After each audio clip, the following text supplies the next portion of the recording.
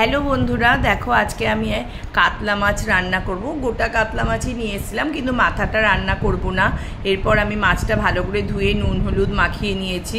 মাখিয়ে নিয়ে এবার মাছগুলোকে আমি ভালো করে ভেজে নেব। দেখো মাছের পিসগুলো এরকম করে রিং রিং করলে খুব ভালো লাগে, তাই রিং রিং করে ভাজছি। দেখো লাল হয়ে গেছে মাছ ভাজাগুলো, লাল লাল করে ভেজেছি। এরপর আমি কড়াইয়ের মধ্যে একটু সাদা জিরে ফোড়ন দিয়েছি। তারপর মিক্সিতে আমি বেটে রেখেছিলাম পেঁয়াজ, আদা, রসুন, কাঁচা লঙ্কা, কিন্তু রসুন খুব কম দিয়েছি। 1 কেজি মাছের মধ্যে আমি 4-5টা রসুনের কোয়া দিয়েছি।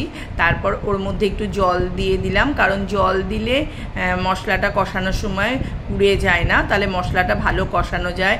এরপর হলুদ দিয়ে দিয়েছি। দেখো এই যে মাছগুলো আমি সব ভেজে রেখেছি, মাছগুলো একদম লাল লাল করে ভাজা হয়েছে। এরপর আমি মশলাটা ভালো করে কষিয়ে আমি টমেটো পেস্ট করে রেখেছিলাম। টমেটো পেস্ট দিলে খুব ভালো লাগে, টমেটো পেস্ট করে দিলে তোমরা কুচিয়েও দিতে পারো, আমি পেস্ট করে দিয়েছি টমেটোটা। আমি কাঁচা লঙ্কা দিয়ে রান্না করি, কিন্তু এর কাঁচা লঙ্কাই দিয়েছি রান্নায়, কিন্তু রঙের জন্য আমি একটু কাশ্মীরি লঙ্কার গুঁড়ো দিলাম, দিলে রঙটা খুব ভালো হয়। এরপর নুন দিয়ে ভালো করে কষালাম। এর মধ্যে একটু আমি জিরের গুঁড়োও দিয়েছি, যাতে গন্ধটা ভালো আসে একটু জিরের গুঁড়ো দিলে। তারপর আমি আলাদা একটা পাত্রে আমি গরম জল করে রেখেছিলাম, তো গরম জলটা ওর মধ্যে দিয়ে দিলাম।